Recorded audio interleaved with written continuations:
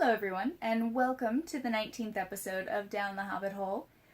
My name is Emily, and today is Tuesday, July the 25th, 2017, and this is my weekly podcast about knitting and spinning and all things making. Today I am coming to you from East Tennessee, where I live with my husband, my pudgy little cat, Tiberius, and my very fluffy dog, Tesla. And we are in the catch-all room today. So the temperatures have been in the high 80s, low 90s. So I am putting up the white flag and heading indoors for the foreseeable future. And what I plan to do is take this corner of the catch-all room, because the doorway kind of pushed into the room a little bit. So there's like a 5x10 space that's kind of recessed back a little bit in the room. So I'm going to paint the walls and decorate this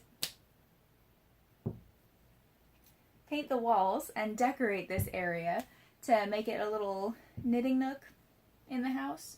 And I'll be doing my podcast here from now on. And this decision was made today, so I don't have my lighting set up yet, but I will have it set up for next week's episode. But you'll see the background start to develop as I get the walls painted and start putting up some of the knickknacks that didn't make it to the walls in my office. So, yes. Welcome to the new space. Tiber, you're getting scratched. Why the flicks? Come here. You monster. Let's go. So before we get into all of the yarn and crafty goodness of the podcast, I did want to take a second to show something that came in the mail today for the There and Back Again Cal. So you guys have heard me mention before, Tanya from the Hooked on Inkblobs podcast. She's taking part in the Cal. She's already entered a really nice cardigan that she called the Riders of Rowan cardigan. And she is working on a shawl right now, a really pretty lace shawl. I think it's called the Desolation of Smog. So she's working on that now for the Cal as well. But she sent in some goodies to go out with prizes. So here's one of the first items. And she showed these on, I think, her last podcast episodes. If you already watch, you'll have seen these. But they're little yarn buttons. And they've got little knitting needles, and they're all different colors. So, we've got a bunch of these in different shades and colors. And there are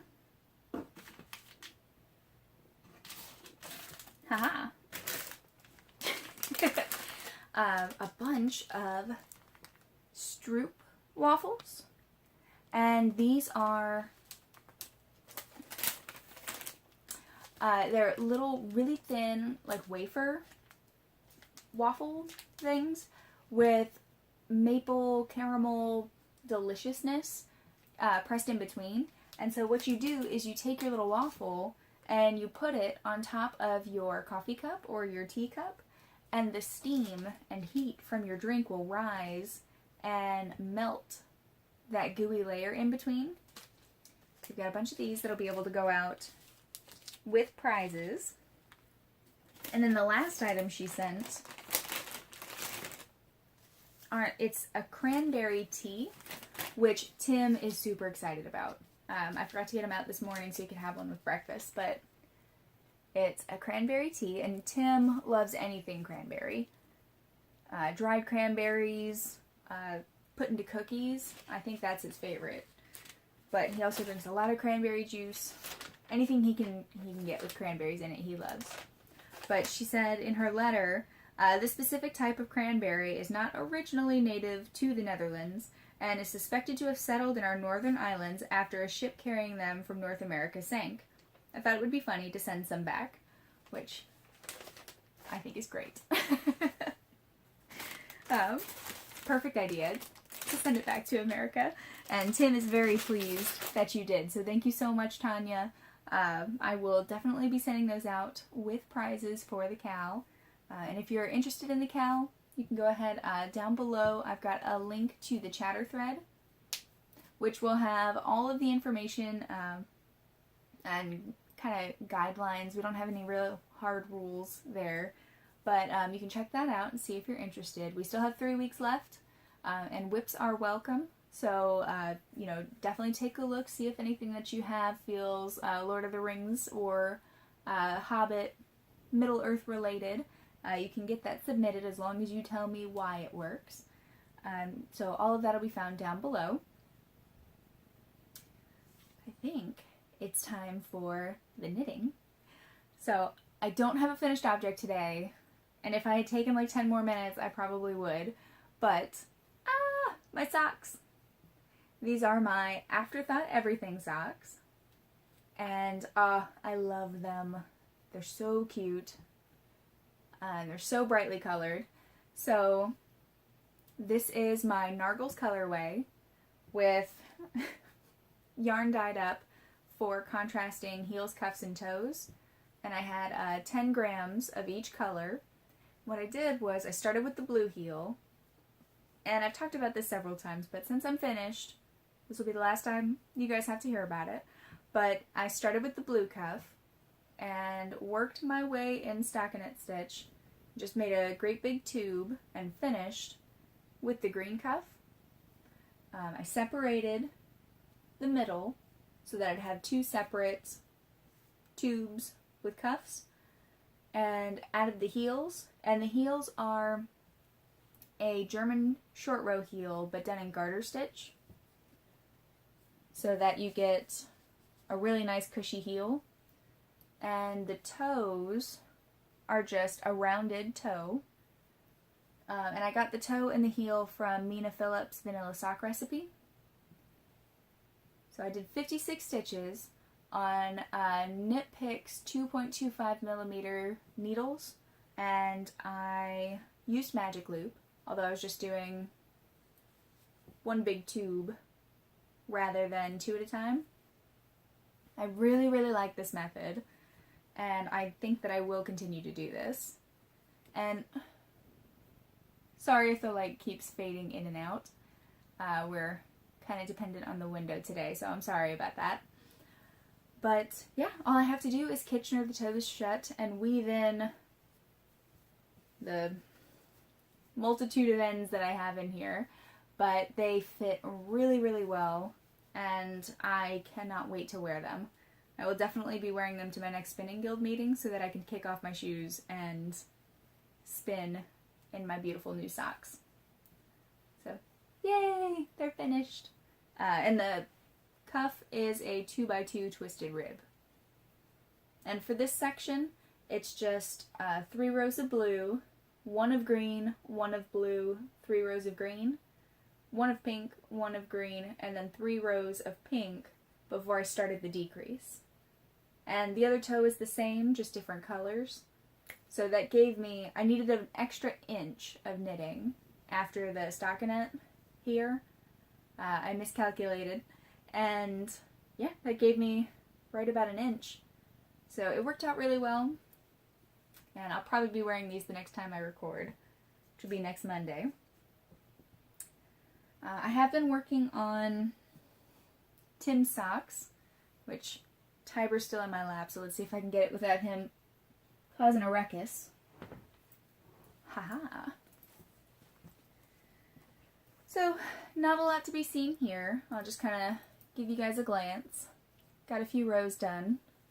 We're still about 2 inches away from the heels. So these are,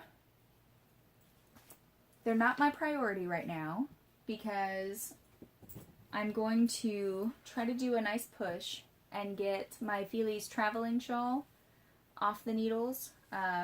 They're both for my There and Back Again cow.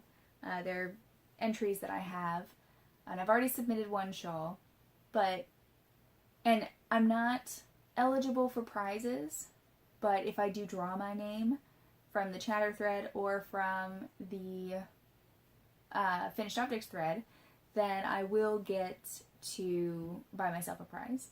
So maybe it'll be a pattern, maybe it'll be a pattern, maybe it'll be yarn or something. We'll see. I haven't decided yet, but it's kind of a guilt-free shopping excuse. So I'm looking forward to that if I draw my name. Keeps things interesting for me. But this is what's going to get the most of my love this week, and I'm going to try to push it off the needles as soon as possible. I really only have about 10 rows left, and then I'll be binding off, and I'll have a gigantic cushy shawl. So hopefully next week I'll be able to show that to you guys.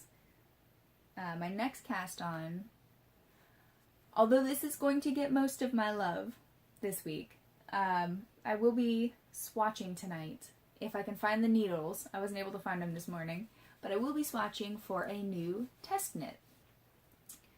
And that test knit is something that I'll be casting on a friend of mine online. Her name is Aaliyah Staggs, and her Instagram ID is Adventurous Knits. And if you should definitely check out her page. She's traveled all over the world, and she takes photos of different places she's been in. And this pattern that I'm going to be doing is actually inspired by her travels. So it's the Adventurous Market Bag, and it's got textured stitches in the brim, the handle, and the base to give it an added structure. And it's not as open as a lot of market bags that I've seen, which is why I really wanted to cast it on. Because sometimes I feel like the ones that are so open, they're really stretchy, but they don't have enough structure to not crush your items inside the bag. And maybe that's just me being paranoid, but the one that I have that's just a big open mesh, I tend not to use because it just doesn't hold things upright enough for me. So I'm excited about this. It looks like it's going to have a lot of stretch to it and like enough structure. It's going to have a good balance between the two. So I'm actually casting it on because I found out that a girl that I know here in Maryville, she teaches yoga classes, and she's going to be opening up a Thursday morning class, which is really exciting for me because I don't want to take time away that I could be spending with Tim to go do yoga.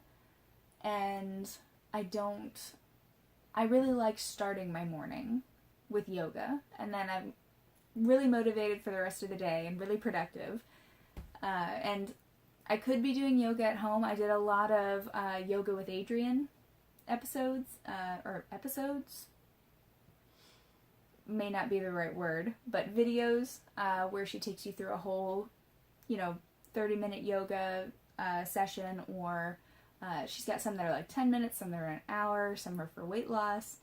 So if you're interested in doing yoga at home, Yoga with Adriene, but I need a class that I'm invested in financially, because I will be paying for the class, and kind of socially. So like if I'm going for a while and I stop showing up, I'm gonna feel weird about it. So it'll be a good drive to get me there. And I think the only thing that I'm missing is a really cute bag for holding my yoga bag. So I'm gonna make the market bag, and I'll show a picture. I'll insert a picture here.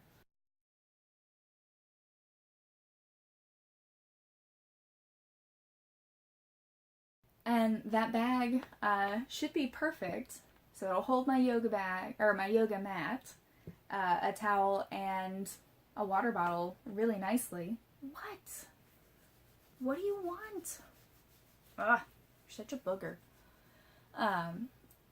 So that I can get everything there and back, and just kind of have a bag dedicated to it, so I'm not unpacking and repacking every time I want to go to yoga.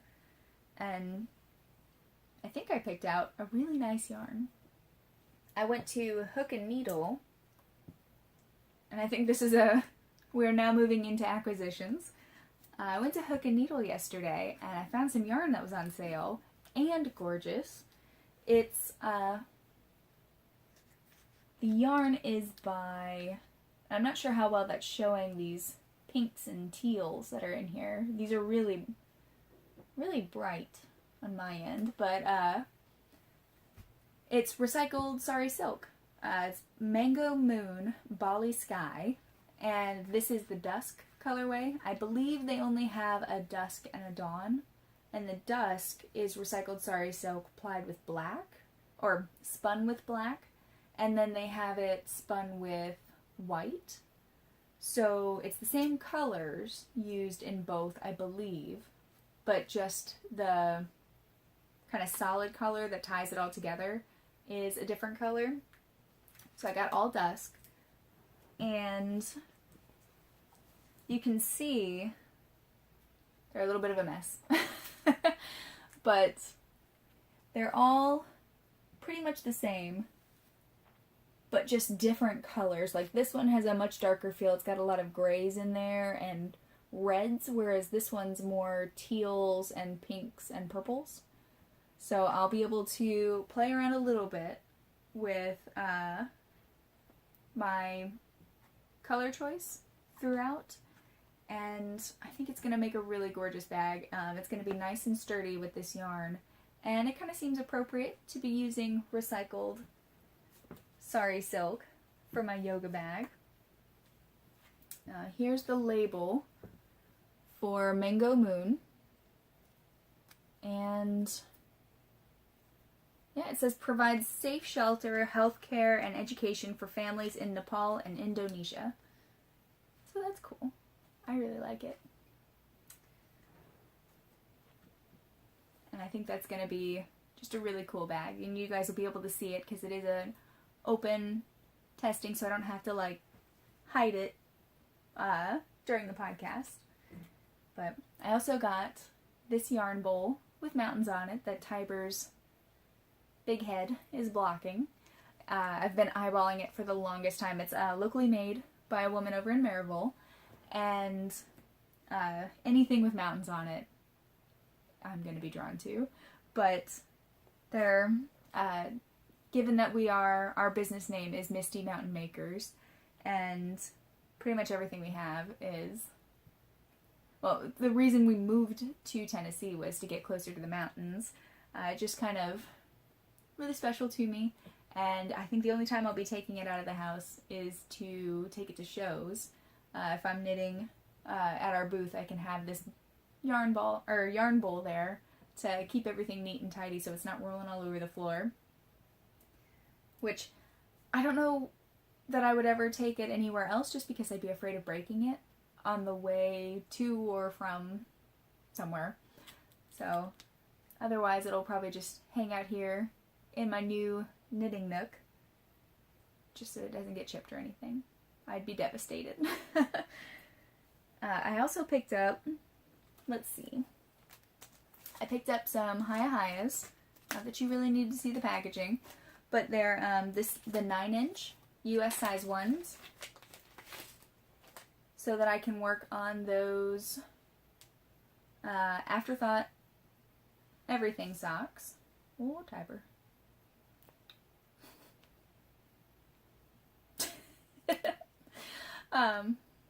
Oh my gosh, you're so cute.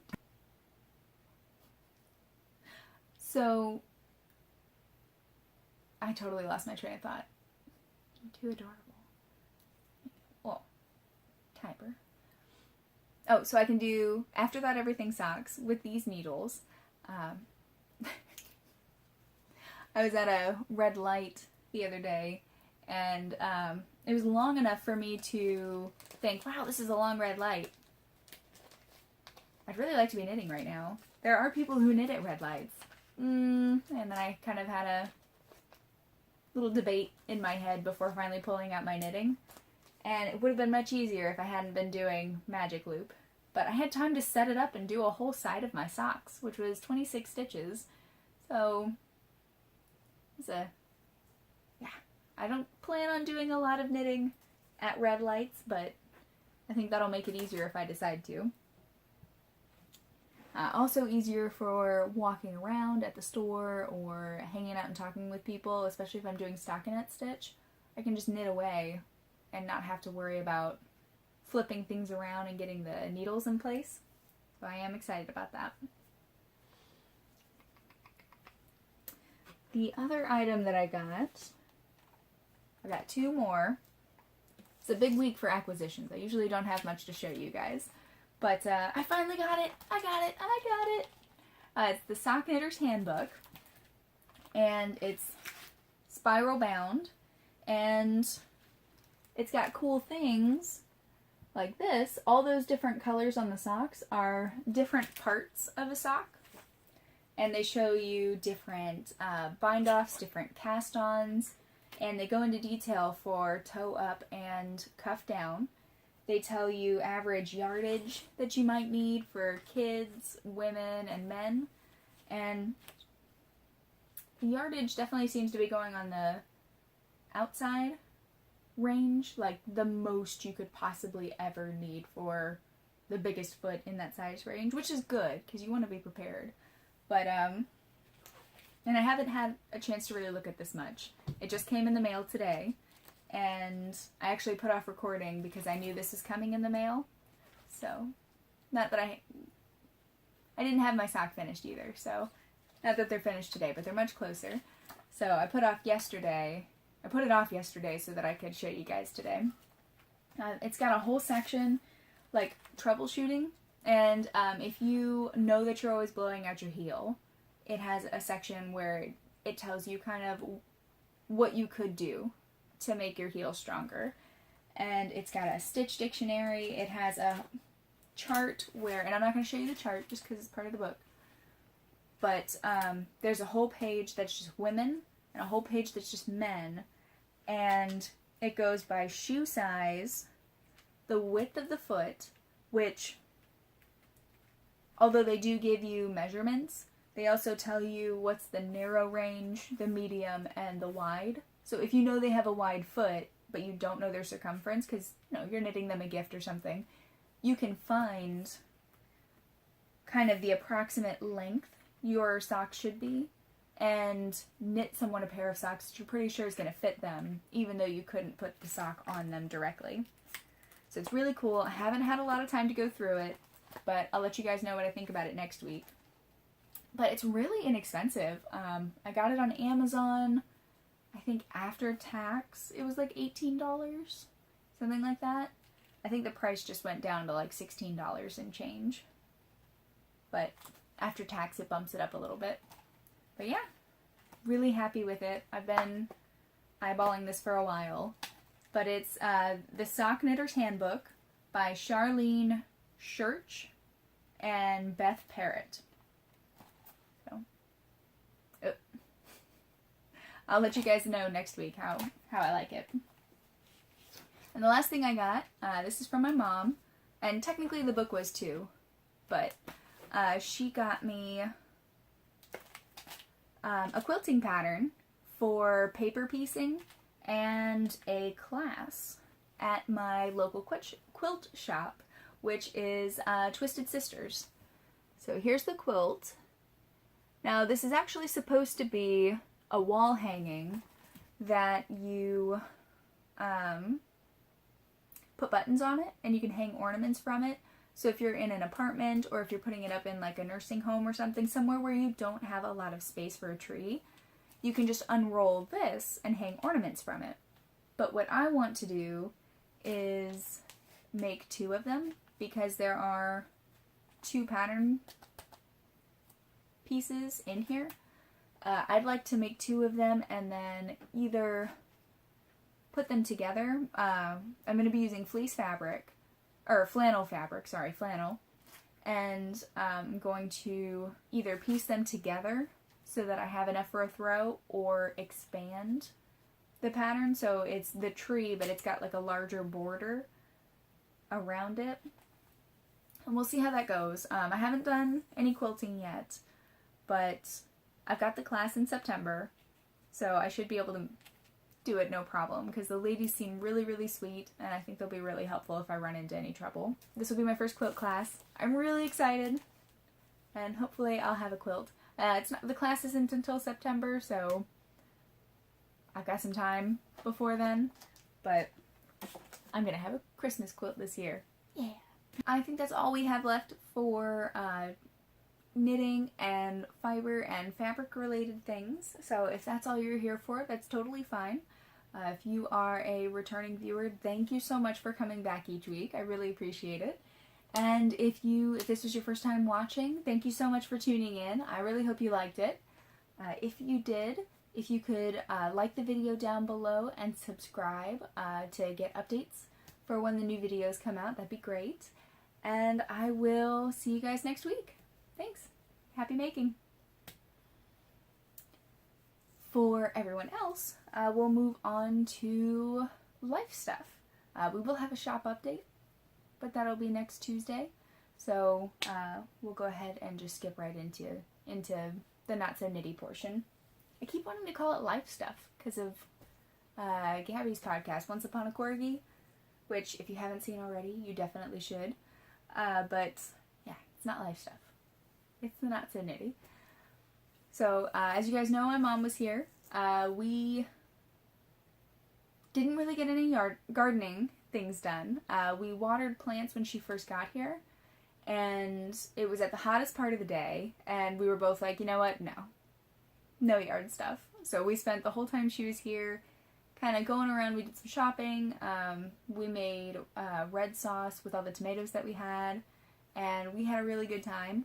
Tim was out of town for most of it, but he was back and was able to go to my dye day with Mom and I, and that was fun. He got to see the yarn that I was making, and yeah, we had a really good time at Hook and Needle that day. Once my mom left, we went over to a friend's house on Saturday for it was supposed to be a cookout outside in the yard, with the grill, making hot dogs and sausages, and everybody brings sides, and it was just too hot, and we wound up just all being inside the house, and it was a lot of fun. We met some people who we've seen around, and we ran into at game night here and there, but we never really got a chance to talk too much.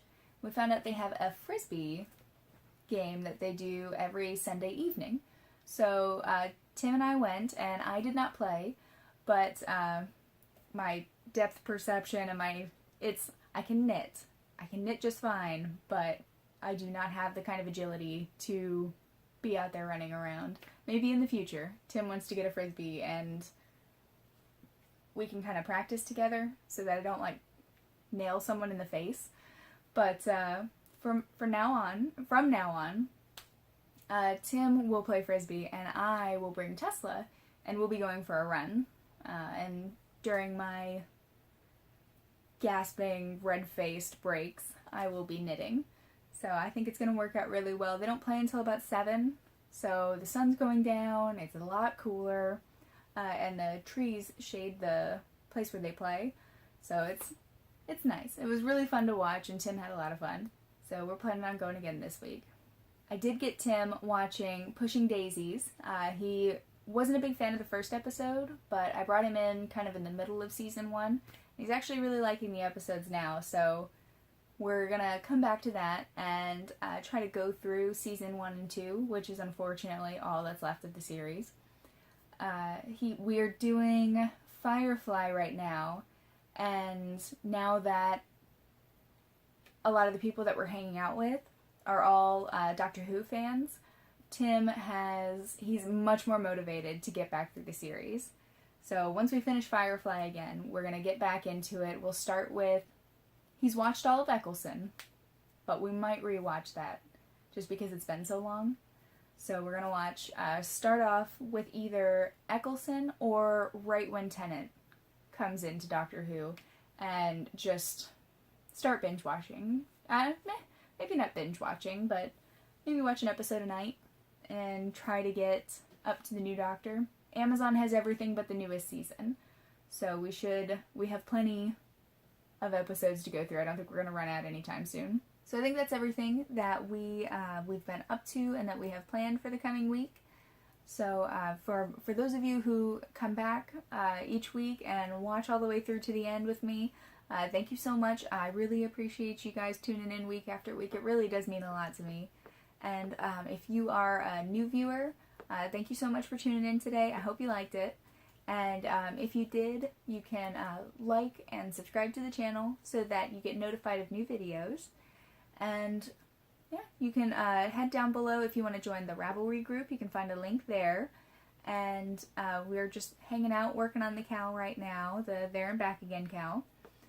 But yeah, I'll see you guys next week. Thank you so much for tuning in, and yeah, have a great week. Happy making.